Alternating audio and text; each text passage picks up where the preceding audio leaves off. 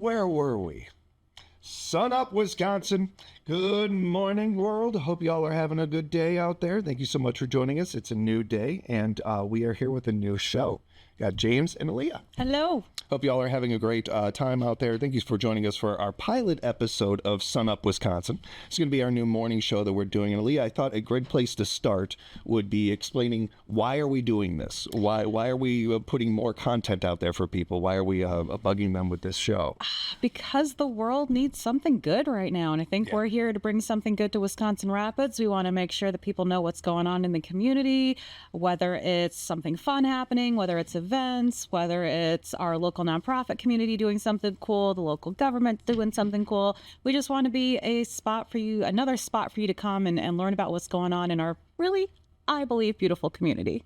This was something, so for years we're here at Wisconsin Rapids Community Media. Shout out to Joe and our good friends here. Have joked with him and some others when they'd come in to record at the old gig. We'd joke about doing a late night talk show sometimes. And that kind of was something that we joked about. When I was let go recently, I kind of, I've been there before. And in the entertainment industry, let alone in any other medium, you're about your next gig. Yeah. You got to focus on that. So that's kind of where my direction was going. I didn't expect much. I was humbled and blown away and overwhelmed, honestly, by how many people reached out. And with that, there were some key people, some leaders in this area that reached out as well. And through that, I discovered that, well, there's a void. There's going to be some holes here. There's going to be some, it's not news to anybody how much we've lost of local reporting, whether it's in, radio or newspaper or in other facets. There's a lot of people that get that information in those ways that we want to be able to get it out there for them. Absolutely. We want to be able to take care of that. You also want to be able to trust what we're doing in this day and age. This could all be AI. I don't know how anybody would AI this, but no. So one of the ways of doing that is being funded by the community. We're going to be, we're going to be run completely by local businesses, by local community members. That is where the funding is going to come from. So when you hear us talking and if you're unsure, that those people wouldn't back something that isn't factual. Correct. So we will be focusing a lot on that and mentioning those businesses, doing our own way of doing that. But we wanted to do this to give people serious comedy to start their day. Yep. A morning show that can entertain as well as inform. Absolutely. We'll be doing our pilot episode here, which nothing's canon necessarily, but this is kind of the outline of the way we would like to do the show. A little bit later, I'll be interviewing with Mayor Matt Zacher. Looking forward to that. Talking with Matt. And throughout the course of this, we'll be hopefully doing 3 shows a week. We'll do them live, and we will have interviews with those along with some other people that we'll be bringing on. All of this is kind of being put together right now, but that's to give you guys a bit of an outline. In a little bit, Aliya and I are going to go over some events, but I am being told to wrap up, which is really weird because I'm directing this, so I don't know who's, but we should probably wrap up. So yes, Sun Up, Wisconsin, that is the name of the show. Serious comedy for you here, and let's dive into our opening topic, Aliya. So I thought a good place to start before we get to local events and our local interviews and some of that. What is something you're oddly proud of, but you rarely talk about? Can be like, I got some examples here.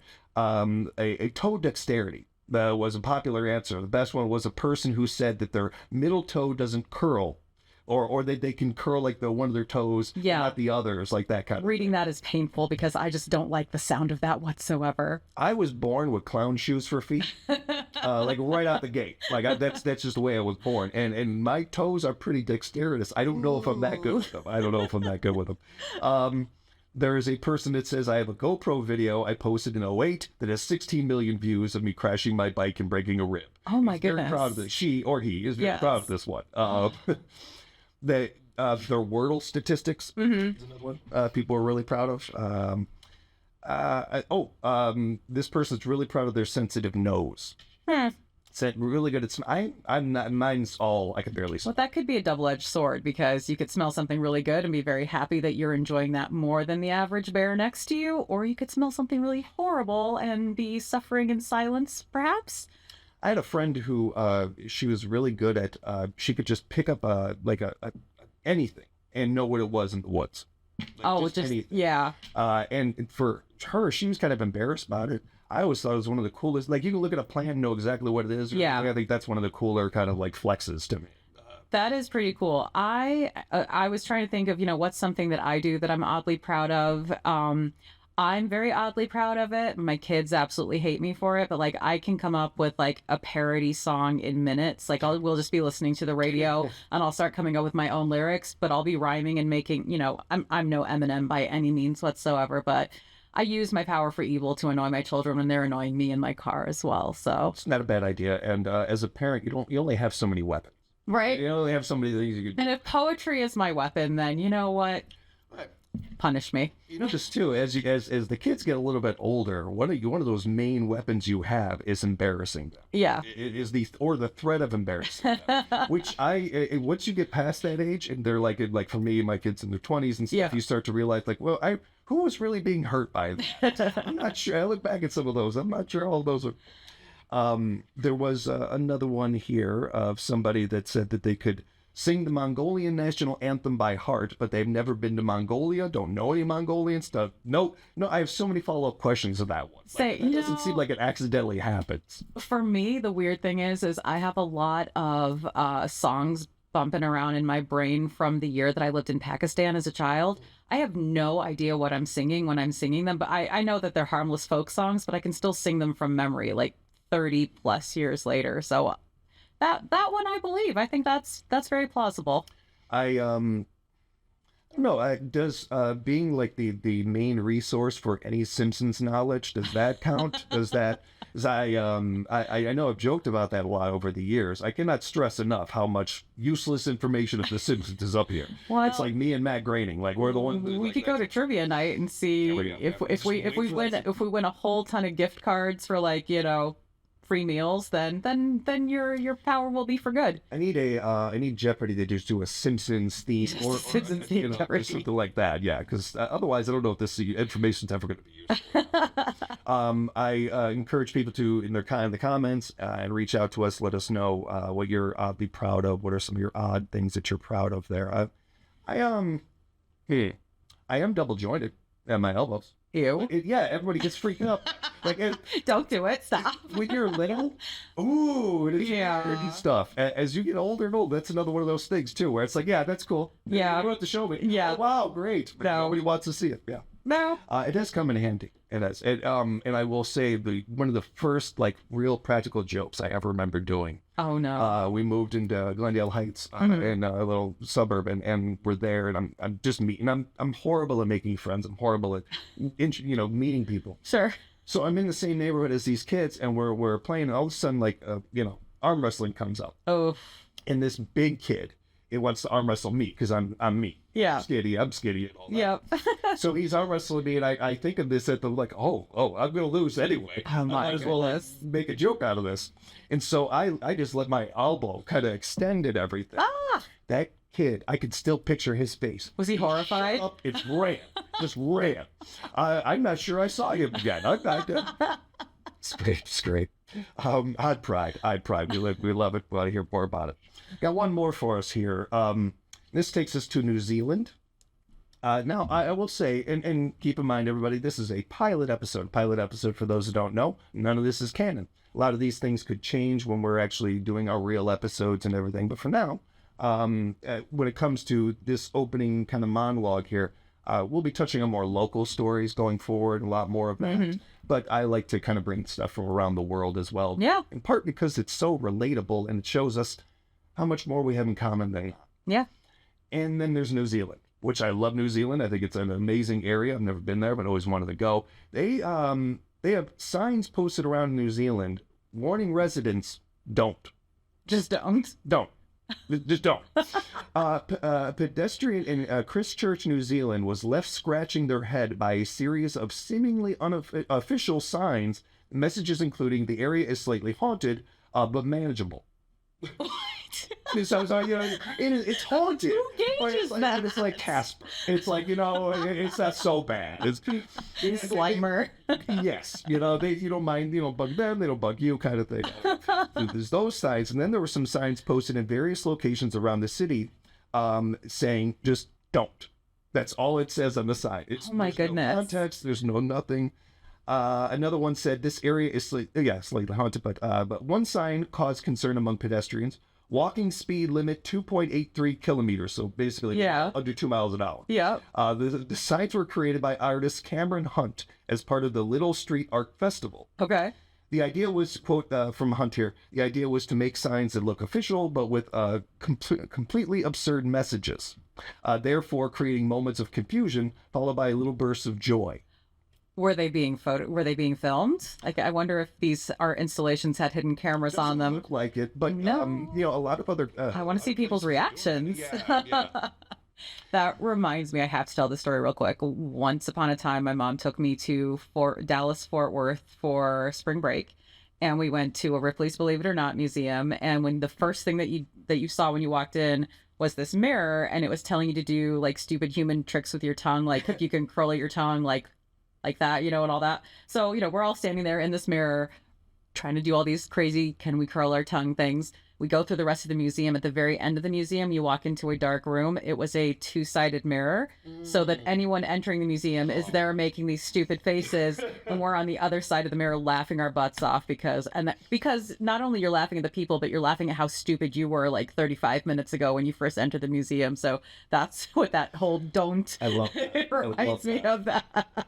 If you're walking down the street, wherever you're watching us or here in Rapids or whatever, and you see a sign and it says don't, and it's just like on a telephone pole or something like that. It's just randomly, there's nothing around it. There's no context to give to it. Don't do this, don't do that.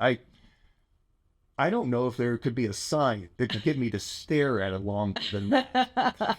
I am such a seeker of knowledge, of answers, and not just with like, big questions, but just anything that I randomly come across. And I think especially in this day and age where we got the supercomputers. Like, I want to know something, I just look it up real quick. Yeah. That would drive me crazy. And it just drive me mad. Really want to print one off that just says nothing to see here, but like in front of a really beautiful vista of the river or something like that, and just have people like, what? But there's so much to see here. What would you do seeing a sign like that? Let us know, everybody, because I'm very curious about that one. So, in a normal show, we would go to a break here, which we will be filling with a lot of our local people in town here and stuff, and a lot of great businesses that have already, been in contact with us. We've been talking to and everything. I'm looking forward to that. I'm also being haunted by Ghost of Radio Past because I'm not staying on the mic enough, and I know I need to be doing that. And I used to yell at people for that in the old gigs, and now it's just coming back to haunt me. So we would go to a commercial break here. Mm-hmm. I think a good way to do that is to really talk about one of our early sponsors here, Acme. Yeah. Acme is fantastic. Acme has a new men's body spray out that they are unveiling. Yes. It is apparently like very potent. I don't know. It's some kind of combination of autumn leaves and burning. Oh, is what it's saying here. I don't know. Does that have smells like? I don't know. Real bits of autumn leaves in it? I have no idea. It's not my thing. The body spray thing is not my thing. I don't know. They are saying that it comes in cans of like a smaller can, and there's like an industrial can. Nice. It's really good, I guess. So you could just kind of walk into the mist. But yeah, Acme brands, everybody. They're great. They're great. Good stuff. Good friends. Good friends. From there, I would like to kind of go into an event segment. Mm-hmm. This is what we're pitching names for this Around the Bend, which I thought was great. Yeah, I like it. Where we'll be focusing on local events and local things going on. We're pre-recording this, and I don't want to talk about anything that's going to necessarily happen today. Yeah. Because it's pre-recorded. So kind of going around that, there's a handful of things in the area that I did want to touch on. One of those, our good friend Tom Heiser, where we would normally get our veterans updates. Mm-hmm. Tom is going to be joining us once again, and we're looking forward to that. He'll be with us later on in other future episodes and everything. For now, Tom sent over an email with VFW events going on for the next month or two, and nothing. There's nothing. I did want us to mention that there's no Vietnam veterans meetings or Heroes Cafes for January and February. The VFW Vietnam Veterans Christmas Party is January 10th. And they also on January 9th, Honor Guard at Lincoln High School boys basketball game. So that's pretty cool. Yeah. That's cool that they're going to be having those things on. It is going to be great to have Tom back joining us. Mm-hmm. Looking forward to that, along with a lot of the people that we've talked to over the years, interviewing and talking with them. I will say, if I haven't talked to you already, if you haven't, we haven't touched base, please feel free to reach out. Yeah. We not only want to do that, but I talked to a good friend of ours, this community's Ben Shitek, and Ben is working on some stuff with us, and he'll be joining us. So I want to get back to having artists, musicians. Gretch over at WRCT, they'll be joining us too, when they have plays coming up and everything. Looking forward to that. So yeah. We'll be having a lot of our local interviews, a lot of our local segment. Yeah. And if you've got something newsworthy that you want to share with us, you want to get it out on, on the airwaves, let us know. We'll come to you, or you come to us, and we'll be happy to promote you. Thanks to the way that this is done, with all the way we can do this nowadays, we're of course going to be putting this on YouTube, but we'll be able to share it in other places as well, and hopefully podcasts and that kind of thing. Yeah. I did also want to mention our good friends at the United Way. They have a Power of the Purse sponsorships available right now. Encourage you to check that out. They also have their thank you and recognition celebration event coming up. That is going to be this week, January 7th at 4:30. So keep that in mind if you're watching this after that. But you can make an impact with the United Way at any point. Reach out to them. 2-on-1 is always a great asset. Otherwise, encourage you to bookmark their webpage and sign up for their newsletter, uwswac.org. Speaking of old friends joining us, I'm going to ask Terry to join us. One of the fun things, and this is something Joe and I were talking about too, with these interviews that we'll be able to do, is being able to, from time to time, being able to go to, like with Terry, going to the United Way, interviewing her there, or at an event or something. I think that's going to be a very fun part of the interviewing, along with, giving people a little more insight into what's going on with these particular people. More of that day in the life. What does the work actually look like? Yes. Yeah, which is really cool. I've got 2 events that I wanted to talk about. One of them you don't know about, but I'm going to talk about it anyway. Surprise! So on January 16th, there's going to be an unfiltered and unqualified amateur comedy open mic. I'm only promoting it because I have been talked into this by my husband. I have never done stand-up comedy before, so if you want to come see me fall flat on my butt, flat on my face doing this, we're going to be doing that January 16th at 7 p.m. at the 1716, which is at 1716 Baker Street. So my husband Enrico is going to be hosting that, and we've got a couple other stand-up comedians that are going to be joining us that night. Should be a blast. And then with our good friends at Wisconsin Rapids Community Theater, they are currently in rehearsals for their next production, which is 4 Old Broads. I was at the auditions. We've got insanely talented cast. They're going to be hilarious. You're going to want to get your tickets. It's going to sell out, but you've got some time. They're going to be doing their performances March 5th and 6th at 7 p.m.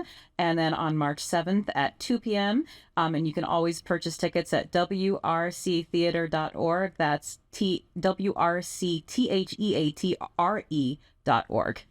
One of the best directors in this area, Linda Garcia, directing that one. So you know it's going to be good. And it's a really good cast. The cast is insane. They're going to she gets some great people coming down. Yeah, that's going to be fun. They got one more show after that for the season. The auditions are in March, I believe. Yeah. Closer to that, we'll talk on that one. And there's always great things going on there. Encourage you to also reach out and look into more of our other local theaters. CWAC is doing some of the best entertainment, some of the best theater arts there is in this state. Yeah. And it's, right next door. Yeah. That's pretty cool. A lot of our friends in Wausau Community Theater are doing some great stuff too. And again, people that we'll be having on the air with us and reaching out and everything. We've also got some good children's shows coming up. And I apologize, I don't have the dates yet, but I know that Annie Jr. is in rehearsals right now for our 3rd through 5th grade actors in the community. And I know a bunch of the kids that are going to be in that play, and I cannot wait to see them. Yeah, it should be good. Yeah. And also wanted to mention the Rapids Pride lightning display. Lightning display would be a lot more interesting. Well, I got to talk to the mayor about that. That might be an idea. Lighting display. The bridges are lit in the corner of the City of Wisconsin Rapids logo to celebrate Rapids Pride. This will be done Tuesday, January 20th. Looks like, yep, that's when that will be going on. So be sure to look out for that, everybody. And probably talk more about that and some other things with the mayor when he joins us. Looking forward to that. And again, looking forward to being able... This segment is going to be one of our longer ones because we want to cover as much of this area and as many topics as we can. Given that we're pre-recording this, we don't want to tell you things that are going on 2 days ago. Right. So in the live episodes, we'll do that a little bit more. But for now, it kind of gives you a little bit of an idea of what Around the Bend will be like. Yeah. Ooh, that'll be... Can't wait. It's not... I tried to talk Acme into sponsoring that. Acme Around the Bed segment, you know? But they weren't into it? Well, they just...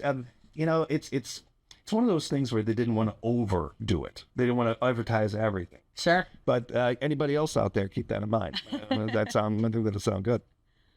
So this is where I would thank our guests for being on with us and blah, blah, blah, all that. Oh, sorry. I forgot we're going. Yeah, I'm so used to being able to just tell. Right. Why don't we wrap up our shows? I don't know what I did right there, what that noise was. When we wrap up our shows, we'll kind of wrap them up with a good story of the day, some good local things going on in the area, not so much just events, but, you know, different, hey, you got to check this out, something along those lines. For this show, I thought this story over in Oklahoma was interesting, and I mention Oklahoma, and that makes me think of a friend of ours, Michael Comer. Michael and I are working on another show as well to be doing with our friends over here, a sports show. Okay. Because everything I was saying, we were saying about information in this area and how important it is to be able to give people another resource to get that information. Sports, it's another one. Yeah. It's the same type of thing. And Michael, I'm fortunate, can put up with me really well. And it's just it's very difficult for this stuff. I can only imagine. I have a hard time with it myself. But yeah, so that's something else to keep in mind, everybody. We will be working on and building and getting out there for you as soon as we can. Yeah, I'm looking forward to that. So to wrap up our show for this pilot episode, I wanted to do a kind of a good vibes and to kind of send you off into the wilderness and everything, everybody, with some good stories, good things. Maybe some that you can share with people. I don't know if anybody else has this, but everybody, I think, feels like has a friend or somebody they know that just seems to be down a lot or look at the negative a lot or something like that. Yep. I think these stories are a great counter to that. Absolutely. They're a bit of a palate cleanser. And they may even be good to share with those people or individuals or just for yourself. So we're going to a municipal court and a library in Oklahoma City. They are allowing people with traffic violations, certain municipal offenses, and overdue library books to donate food in exchange for lowering or eliminating their infractions. Huh. So say you get a speeding ticket, you're able to donate to a food pantry and tickets done. Huh. Taken care of. I don't know how that works, points on your license or anything like that, or your insurance company, but that's a whole other... Let them figure. They're figured that right. Throughout the rest of the last year, they did this to the end of the year, and they're in talks of doing more of it. And then next year, people with violations and fines with either the Chickasha, Oklahoma municipal institutions may donate food to have their traffic or municipal fines reduced or have their library fines eliminated. Okay. This is one of the cooler ideas I think I've ever heard. Yeah. As far as fines and these things, you know, and all of you are adults watching these and everything. If you're not, I don't know what you kids are doing watching this. We know how fines work. We know how cities make incomes and those things to pay for roads, pay for other stuff. I wouldn't want to, especially for rural areas, small towns or anything like that, I wouldn't want to mess with their budgets too much because that's obviously a big key part of what they do.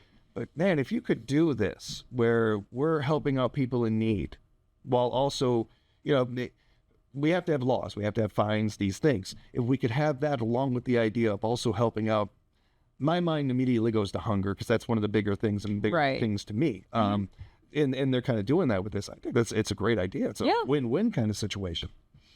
I don't know. No, I like that. I mean, you know, it reminds me, my dad was a physician and he worked in small rural communities almost his entire life up until he passed. And there were many times where patients couldn't pay their medical bills and he would accept food. You know, they would make him, you know, a nice baked dish, which he would come home and we would reap the benefits of. And he wasn't doing it because he was doing it because he knew they couldn't pay. And he, as a small town doctor, was like, you know what? These people need health care, but they can't pay me. So if they bring me some blueberry bars, that's no skin off my nose. That's the way all this used to work. Yeah. Trade. Yeah. You know? I love it, and I don't have this, but you do, but I have this that you don't. So let's trade. And yeah.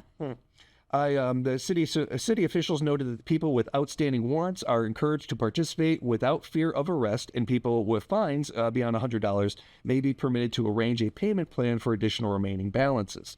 So they are really working with people to do these things, take care of these things. Mm-hmm. I think it's just a win-win. Last year, 30 people contributed food that summed up to over $280,000, $2,800 some dollars. A number that includes people who donated more food that was required and others who donated without citations. Yeah. So they found that this also encouraged people to donate that didn't have any fines or anything like that.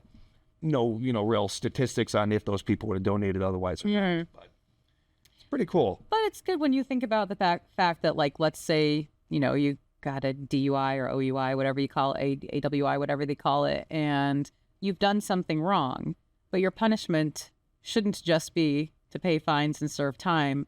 Maybe your punishment should be to do something good for your community, to say, look, I'm sorry, I made a mistake. Hopefully that's what would go through your mind. Like, you know what, I made a mistake, but they're giving me a chance to do right, rather than just giving me fines and just making me do some time if you have to do time. So maybe it got lost in the shuffle, but the whole point of punishment is to learn from it, grow from it. Exactly. Not to do it again, those kind of things. I feel like along with a lot of other things, being businessified in this world, the jail system, some of those things, we got away from that too much. This feels like it hits back to that. More of that rehabilitation. You know what? You did wrong, but you can make up for it in good ways, productive ways that help your neighbors. Another point of all of it is teaching young people. So they grow up and they have these, okay, hey, speeding's wrong. Hey, doing this is wrong or something. They learn from us. They see that. So if they see that you mess up, you do something wrong, but you can also put some good in from it. Absolutely. Make something good as something bad. Yeah. I don't know. It's a real win-win right there. I think so. Thing. Yeah. Do you think something like this would work in other areas? Because I don't think it's necessarily, this would only work in Oklahoma. This would only, I feel like it's something that could work anywhere. It seems like it's pretty universal to me, but you're talking to someone who's got a background in the nonprofit sector. So I always think that we should be doing those things just because we're humans and we should take care of one another, regardless of who you are or what you think. That's one thing that I would like to see if this kind of thing got bigger and did a big thing, is people that maybe they weren't doing these things beforehand, but now they start to because they got their foot in the water. Well, and you would hope it would become a habit just out of the kindness of your heart, not because you're making repeat offenses.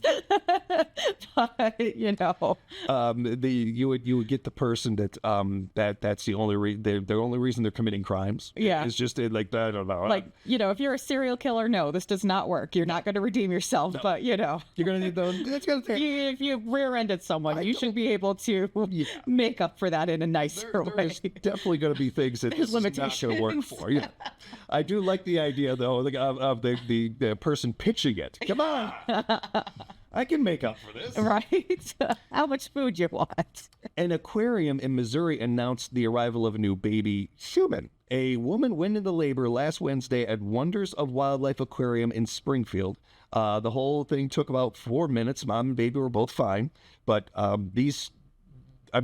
that kid has a story for the rest of his life. I want to know what they named this child now. Is it like an aquatic themed name? You are so good. That's where I wanted to go with this. No, I want to know what you would name the kid. Oh. That's what I was going to wrap up with. But if they were named, I feel like Ocean. Yeah. Yeah. Aquaman. Yeah. If it was a boy. I like the Aquaman. I like that Aquaman. I like how about like manatee? Like you spread it, you spread it out like the middle first. No, I'm gonna apologize to everybody for that joke. I'm so sorry. Yeah. hang your head in shame, sir. This hits my heart. These stories. I was born on a couch in the middle of a snowstorm. My sister was born on the side of the road. When kids are born in other Unusual places, places. it gets me every single time. You fooled me there for 1 minute. I thought this was going to be an animal story, and then you turned it into a plot twist. The British magazine Women's Weekly helped break a world record by asking readers to donate handmade pet toys. Guinness recently certified the record. They knitted over 46,000 toys for animals around shelters around the UK. Okay. Thought that was a good one, and it's a UK story. So Yeah. Play to my audience here a little bit. And everything. And of course, there are every day other great good stories going on. Mm-hmm. We encourage you to be the good story. Yeah. And share your good stories with us so we can get them out there. And absolutely. Get them to other people out there. I will say that this is, I guarantee both of you, about a couple hours from now, I'm going to be tearing everything I've done here to shreds, but I'm very proud of being able to work with you and Joe and this community. We are going to be able to inform and entertain and take good care of you, everybody. And we're looking forward to this ride. Be on the lookout. We will let you know when we are going to be doing our live episodes, when those are going to be coming up. But until then, be good, take care of yourselves, and be good to each other out there. Yeah, absolutely. Well, hello, everyone. Welcome back to the show. I don't know if we even went to break, so it's kind of we're just going from segment to segment. But this is our new segment, interview segment. We're going to be doing Neighbor to Neighbor. This is where we're going to get to know some of our locals, some of the people around town, and who better to start with than our own mayor, Mr. Zacher is here with us. How you been? Good. Thanks for having me here, and it's good to see you. And I appreciate what you're doing in the community and where we're going in the future. Well, not only appreciate you as the first guest, it's a real get. You get the mayor, that's a nice get to have. But I want to also take the chance to thank you. I appreciated you reaching out recently. And not only that, but for realizing the importance of not only of information, but communication in our area. Not even just recently, but just in the time that I've known you and we've talked. We've been pretty fortunate in this area. I would say that the mayors that I've had a chance to interview and talk to, and that would include the last four, all have been pretty much on the same page regarding that, hey, I want to get information to the community. I want to be, my door is open, a lot of that. I feel like with you, I wouldn't say that anybody's done it better than anybody else, but I would say with you, you have really embraced the modern media and a lot more of, I'll do this to get out there. I'll take this opportunity to. I cannot tell you how many people I've talked to and, oh yeah, I saw the mayor at this. And there wasn't any pomp and circumstance to it. You were just there as a citizen and a mayor. So I appreciate that part of it. Does that come from a lot of your business background or just, in general, just who you are? Yeah, I guess it's kind of hard to say because Tough first question. Yeah, if I know myself well enough to say, I would say by nature I'm more of an introvert, but by necessity I just become comfortable enough being an extrovert. And I think about it like even back when I first met Jenny, my wife. Now she always laughed because I'd always run into people somewhere somehow like we were connected. So I think it's always just been a part of me. And I just realize now, especially after 22 years in the business, if you're not able to just look people in the eye and have a conversation and talk about, pertinent issues, like I don't necessarily need people to know my opinions and all that stuff. I'd rather not in this position. I'd rather not share my opinions. Like I don't think they do any good if I'm going to, choose sides one way over the other. If people want them and they respect other people's opinions, I think that's great. And it seems people want the mayor to have them, but knowing from this seat now, it's not that I don't want to create waves. It's just that I don't feel it's necessary. When my job is to kind of manage bringing everybody together, then I need everybody to just trust me enough. So I'm working towards that, and I think that it's good. And by the nature of the job, I need to be extroverted to the degree that I can. And when I go home, I can shut it off and be quiet for a little while. And Sanctuary. Yeah, the sanctuary with my family. And that's great. And they respect that too. So Not only I'm sure there's a lot of people that can relate to that. I'm almost the same exact way. I tend to be more inward and everything, but acting and the career choice that I happen to choose puts me out there, makes me be out there. And I've been actually really lucky with that. Acting from a young age forced me to be more around people, with people. And I've had a better life because of it. I've been in a much better at just in my personal life with people. I noticed. I think I value people more because I have that, and because I have spent plenty of time alone. Makes you appreciate being around people. Yeah. When it comes to a position of leadership, whether it's what you do or being a manager or a boss or anything like that, that is one of those things that I don't know. I've read a lot of books. I've talked to a lot of people in those positions. I don't know if there's a perfect blueprint to do it. What you're talking about there with in leadership, and not it being your opinion, not it being about your thoughts, it's about the communities and those things. That could be a tough lane to cut. But I will say, in the time that I've known you, I think that most people can see that is what you're doing. Going forward, how do you continue to do that? How do you continue to make sure that you're promoting the community and they know that you're promoting the community, that you're supporting it? It's not just about hey, I want blue when the community wants red or something like that. Well, again, So your worst colors are chose. There's nothing political about them. got it. It's tricky, and it's going to become trickier. I noticed, without promoting, the fact that me personally, I'm running, there's an election coming up. And that, if I were to get elected again, it'll be a 3-year term. And then I have to make some decisions. Like I've tried to toe the line as much as possible for the first 2 years, and just getting to understand the operations, the community, the ins and outs of who's there, who we need to talk to, try to get to know all the employees best I can, and meet them on an even playing field. I don't have all the answers. I need to take the information from the professionals that are there in hopes that they also respect the fact that I'm going to learn as much as I can, as fast as I can, and try to help make good decisions. I have specific platform issues that I want to accomplish. I think those are just going to continue on. I think they're kind of general, but in the way, I think they're the most important things. Again, we'll talk about those at a future time. But ultimately, I think, I want to get a little bit more active in where I want to push things to go. Mm-hmm. But at the same time, I realize I also don't want to isolate a bunch of people in doing so.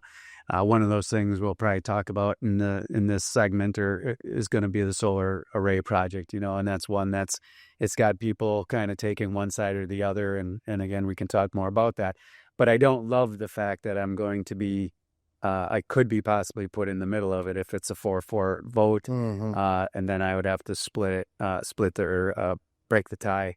And I don't really like that in this position, because it's going to make people angry. But at the same time, it's my job, and I'm going to suck it up, and I'm going to do it. I do what I need to do.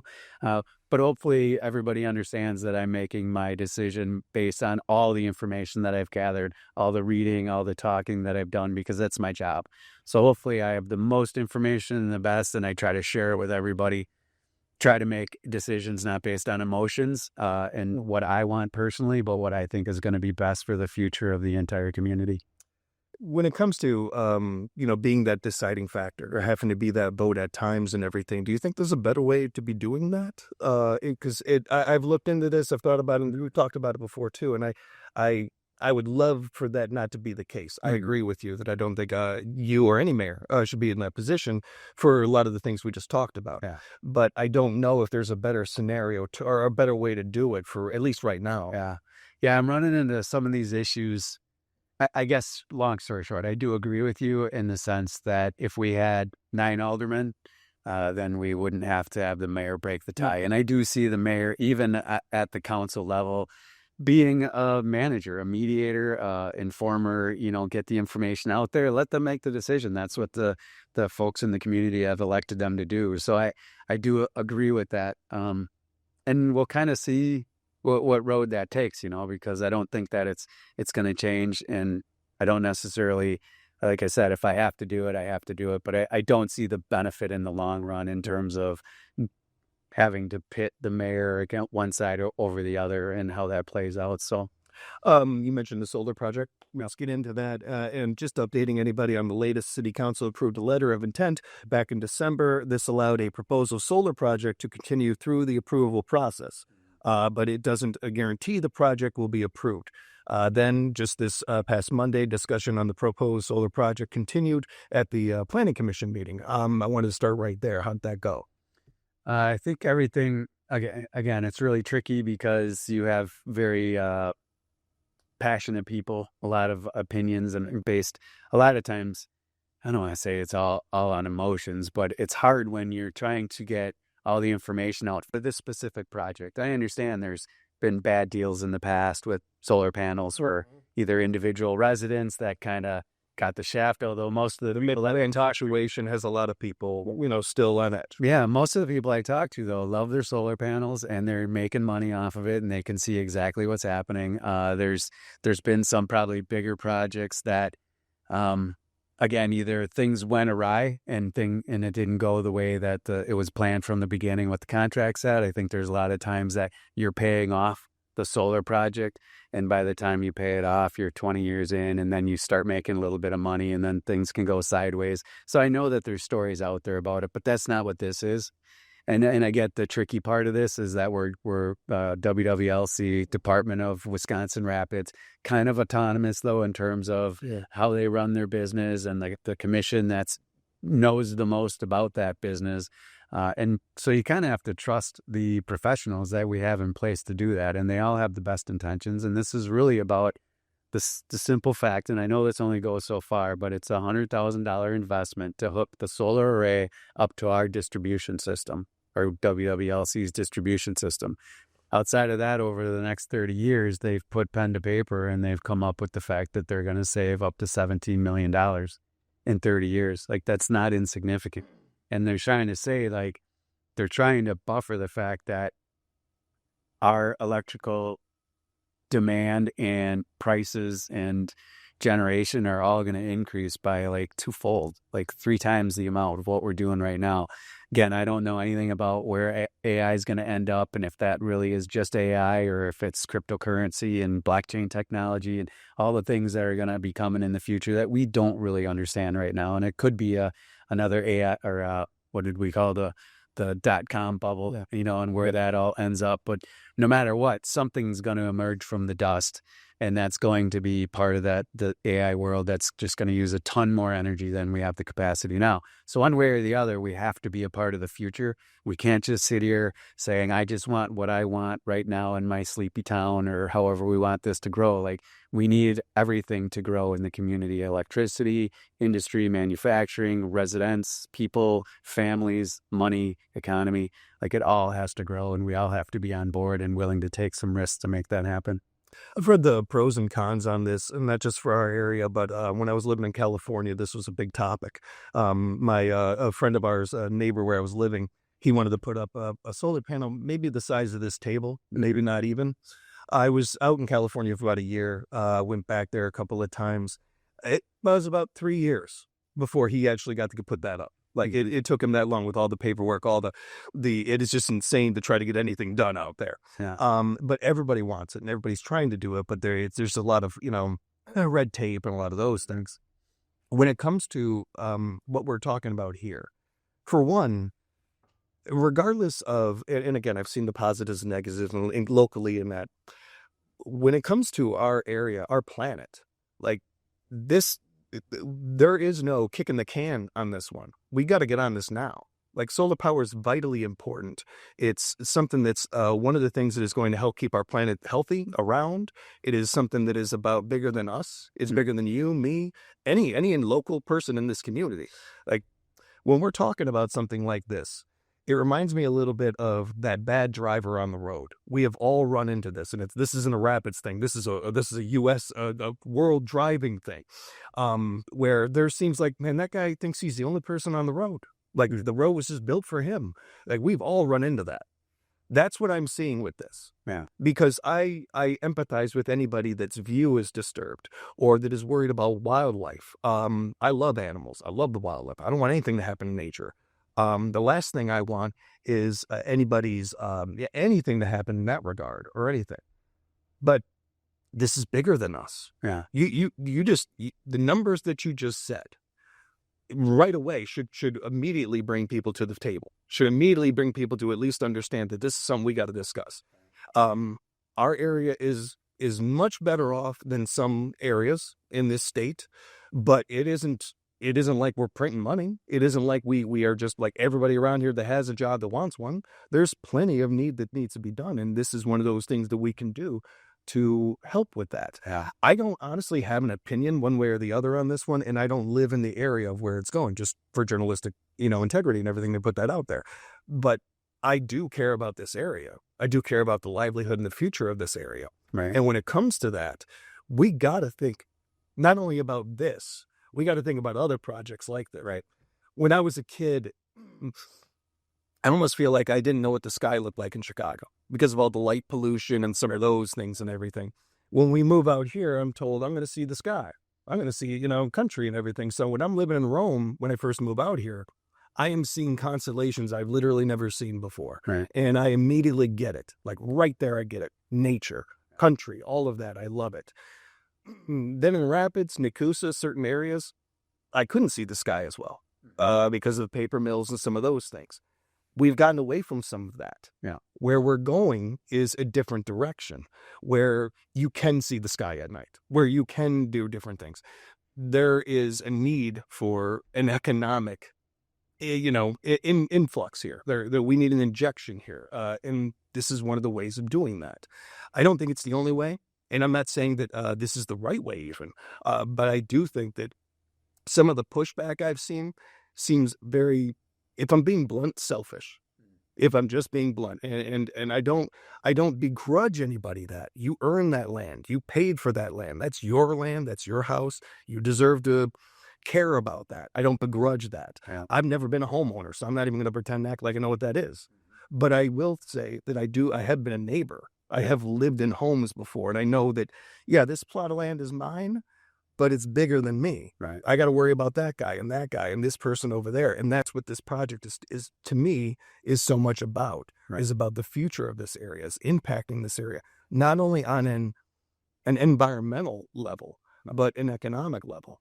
Yeah, it's interesting. And again, I don't say this to take anything away from the folks that do show up to talk at the town hall. And I hope they understand we've done a lot to make sure that we could delay this process. Granted, if in hindsight, if I could have started the conversation a year ago, that probably would have been better. But at that time, it was just in the conversation phase at WWLC. And the only reason it went into high speed was because all of a sudden the current federal administration took away any incentives for the solar projects. So that's why things kind of came and sped up in order to get to this point. But there's something I learned a while back when something moved into my district that the people of my district did not want there. And the other 7 districts came... Their Spencer? Or was that... No, not that. Okay. So. Yeah. The other 7 districts, the common phrase or whatever you want to call it at that time, again, just the new guy learning how this all works. They all were bringing to the table the phrase, we can't live by the phrase, not in my backyard anymore. Like, we have to see the bigger community and what we need in the future and all this stuff. So basically then I'm fighting for my residents, but the other 7 district aldermen were like, no, we're okay, because we're not, and in my mind, I'm like, well, you're saying it now because it's not in your backyard, right? It's in my backyard or our backyards.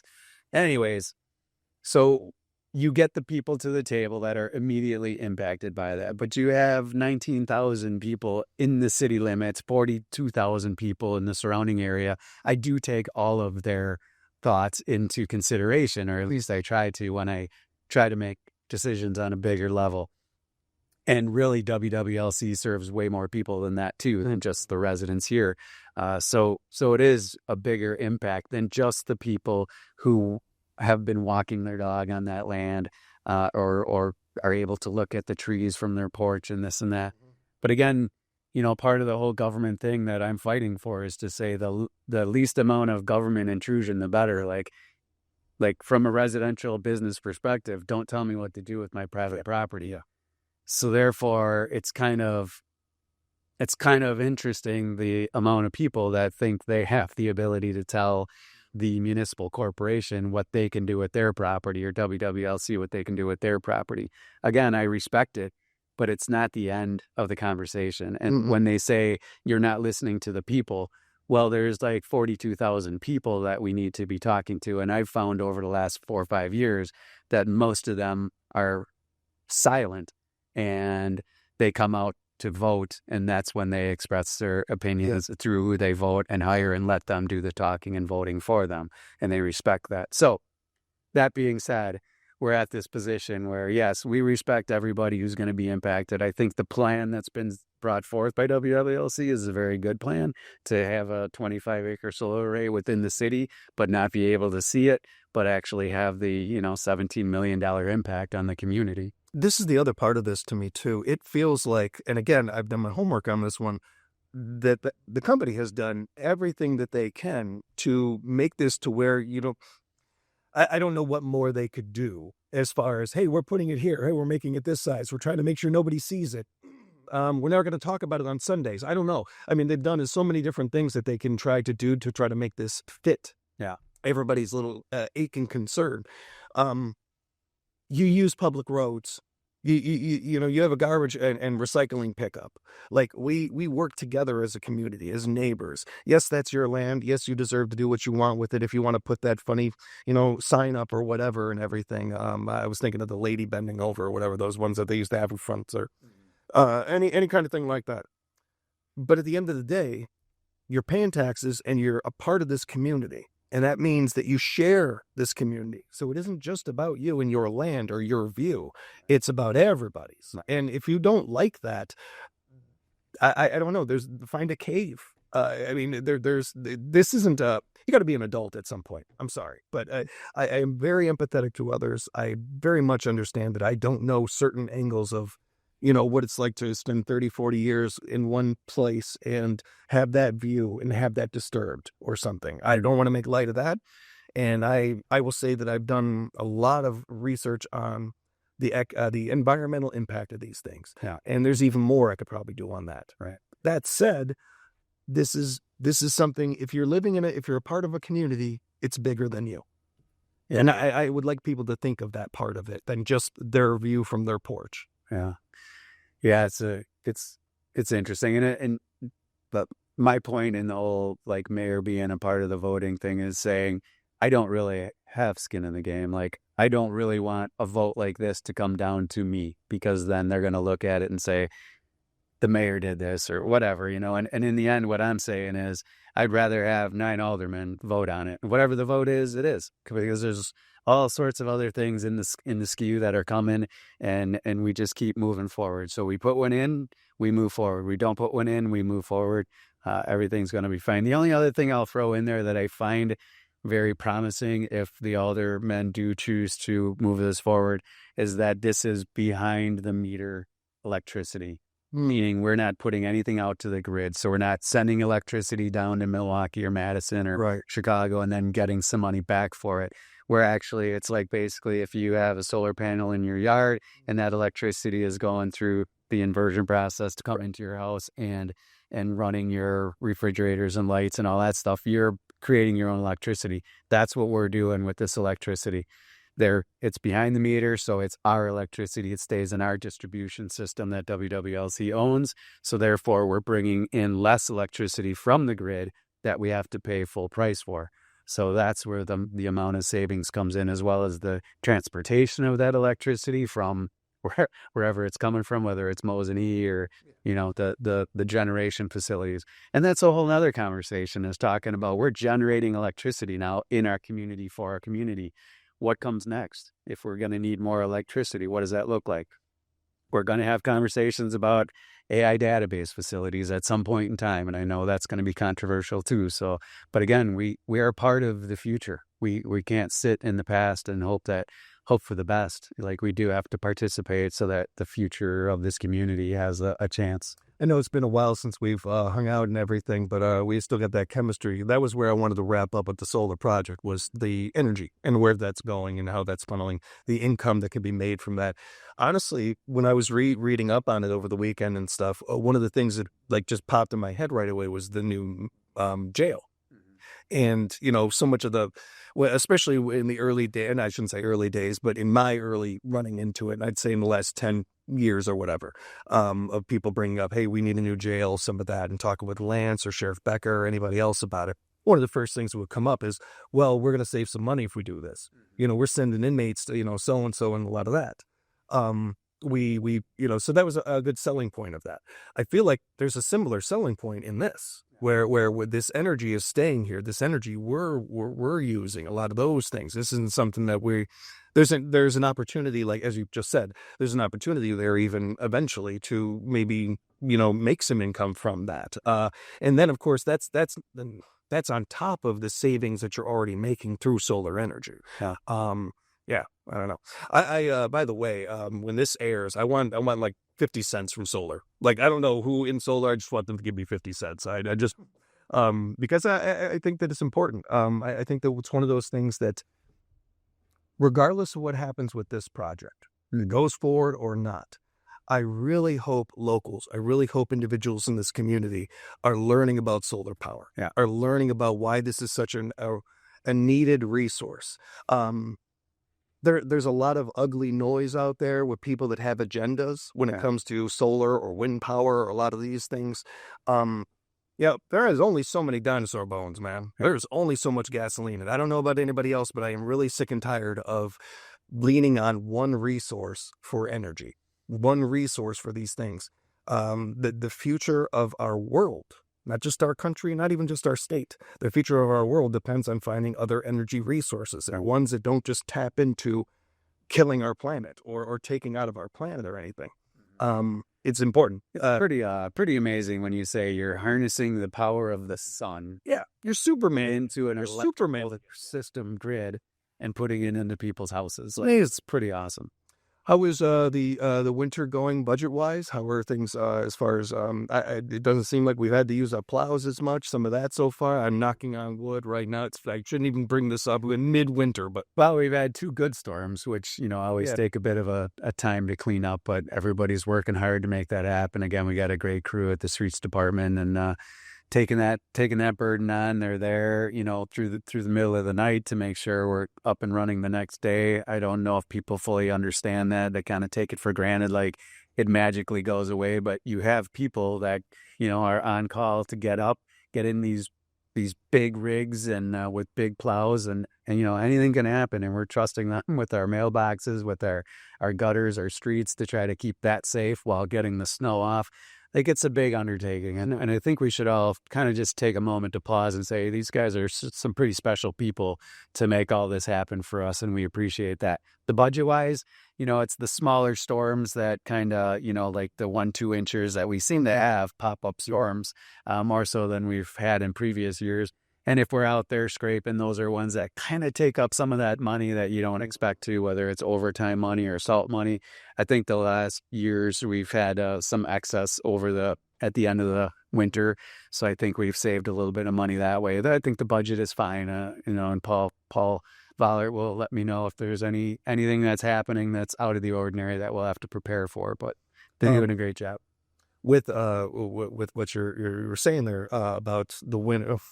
One of the things that stands out to me in this area is when we get hit hard. But otherwise, not so bad. This seems, at least the last couple of winters, it doesn't seem as bad and everything. So that's good to hear. I will say, the one tricky part, I was driving the roads yesterday, just being a resident, and I see once we get into this freeze-thaw cycle, and then we're going to go back, I assume, into another freeze and snow. Well, what happens is and everybody, like, we all understand that these state highways, like part of 13th, Highway 13, and even some of our older roads like Jackson, I was driving on yesterday, and all the cracks that are there when we try to fill them, but then it freezes, it thaws and expands, and all of a sudden all the fillers kind of pop out, and you got your garbage road again. And that has nothing to do with the city of Wisconsin Rapids doing things wrong or not caring about the roads or the residents that are driving them. It's just the nature of the beast of like, they're so expensive. Jackson Street, we're going to be working on 2026, going to all be redone. It's going to be awesome. But it's going to take a lot of money to do it and a lot of time. 13th Street or 8th Street is going to be, half is going to be done in 28. The other half right now, it's geared for 32, but I hear them trying to push it up so that we can get it done sooner. But again, that's a ton of money, ton of progress, and it's the state doing it. It's not us. They're just giving us some money to keep patching it. That's what makes people so mad. But again, stop. I would appreciate it. Hey, free speech is great, but I wish people would understand why they are the way they are and then stop giving the city, like, it's just so easy to blanketly say the city of Wisconsin Rapids sucks. Like, but they don't realize just how negative that is and what they're doing for the entire psychology of the everybody else. That's also, it takes pride in our community. It's also really lazy. It's really lazy. It's really easy. It is so much easier to frown than smile. Yeah. It is so much easier to complain than think. Yeah. It does not take a lot to research anything nowadays. Make a phone. Make a phone call, anything like that. If you don't do those things, then I question how much you actually care. Yeah. Are you a dog that just wants to bark, or are you a dog that wants to get better and learn some tricks or anything like that? Because at the end of the day, that's what it comes down to. Do you really? Because I think you find out real quickly where a person stands when they start barking and they don't know anything of what they're barking about, or they haven't done the homework. Right. I don't have any problem with somebody barking. I just want them to be informed. When it comes to one other thing, I just wanted to add to our those hard workers out there, every one of those people that are out there 5, 6 in the morning or whatever plowing our roads. Those plows, they got a job to do. Let them do it. And try to keep a good distance from them. For the love of God, don't try passing them. Let them do their job so that we can all be safe out there. Just had a couple more things before we wrap up and everything. We're going to go off that one. Everybody who get your cars off the streets. Yeah. Just if it snows, get your cars off the streets. Put them somewhere and nobody's going to be complaining. Granted, we have all the other, ordinances that are in place, but when it snows, just let them come around, get your cars out of them. Yeah. Thanks. A quick mill update. Anything going? And nothing really changed there, but kind of things are running on time, again, things are looking good. I kind of divided up into 4 areas. 4 main buildings: the base mill, Sunoco bought, Billerud bought the converting mill. The craft mill has been almost completed. They got to clean up the rubble now, get the steel out of the cement, and basically make some road base and sell that off. So that'll be 220 acres that, people are looking at for new manufacturing. And then, of course, the outlier is the 16 mill building, and that's a big one. The machine has been sold and it's gone. They got to clean out the building. There is some promising manufacturing jobs or businesses that we're going to move in. Big investment, but it's such a massive building, 650,000 square feet, and a lot of work to do to make it just one functional building. Yeah. Some things have come and then they pass because it didn't. When things change at the federal level, it changed, what people were looking at doing. So again, it's a tough sell because very few companies can afford a building like that. But we're looking for the right ones, and it may end up being more of a computer database center than. But again, we don't know for sure. It all comes down to private entities. It has nothing to do with the city municipality. We don't get to say who moves in there. We don't own the property. But in the end, we're going to support anything that stops the dilapidation of a building because there's an owner that is investing in it and moving forward. There's some tax base there. There'll be some employment, not 900 workers most likely if it's a AI facility, but there'll be some people there. And again, it will stop the building from deteriorating, which is what we want more than anything. And we're going to be informed and knowing what's happening. Whatever's going on. Where not only do we have that from your office, but I think from all the different media we have in this area trying to cover these things, we're going to make sure to get it out there for everybody and that they know that they're up to date on this stuff. There's a lot of NDAs that are involved and stuff like that. I can be as broad-based as possible to just say there's things that are happening that are possibilities. Everybody knows that AI database companies are all over the world looking for, whatever they can do. So I'm not saying that that's necessarily happening because anything can fall through. But there's enough companies that are looking at any of the land here because of the power of Quepco. and the what was here because of the mills were built here. There's lots of opportunities, and we're moving forward with it. The more solutions we come up with, the more, and options we come up with, the better we're going to be. And I encourage that from people, especially when if you have concerns or complaints about things, I encourage you to, along with those complaints, come up with solutions. Yeah. And some of that. And I'm looking forward to those discussions. I'm looking forward, too, to next time we get together, I'm going to try to drag the mayor in here with me once a month going forward. Next time we get together, I want to talk a little bit more about the city's plans for 2026, spring, some of that. As I'm letting you go and the drums are playing us off, I wanted to ask, are you a resolutions guy? Do you do New Year's resolutions at all? New Year's resolutions. I try not to be there's some important people in my life that would say I'm kind of a 0 to 100 kind of personality. And that really is not beneficial in the long as I'm getting older. Like when I was younger and, moving, it helped me accomplish a lot of good goals in life. I think it's tougher when you get in your 40s. We get To me, it would be better to have a long-term strategy. And I think, again, a big part of that is just eating healthy. And I quit drinking last year, and that's been a great thing. It wasn't a lot, but it definitely takes a toll on you, and you save a ton of money if you just knock that out of your life, and you feel a lot better every morning. So that's been good. I think the eating and just making sure Jenny and I work out every morning at the Y. We get to see a lot of people from the community there, so that's always fun. It is interesting to have that community, like say from 6 to 7, but then the community from 7 to 8 or 8 to 9 is a completely different community at the Y, which is pretty cool. I'd say if there's anything, it's just eating healthy, making sure you're not, putting a bunch of stuff in your body that it doesn't need. Good on you. Yeah. And I think that's a good one for everybody out there. Appreciate the time as always, Mayor. Looking forward to hanging out again real soon. And thank you again. Yep. Thanks, James. Good to see you. Thank you for joining us, everybody. For Neighbor to Neighbor.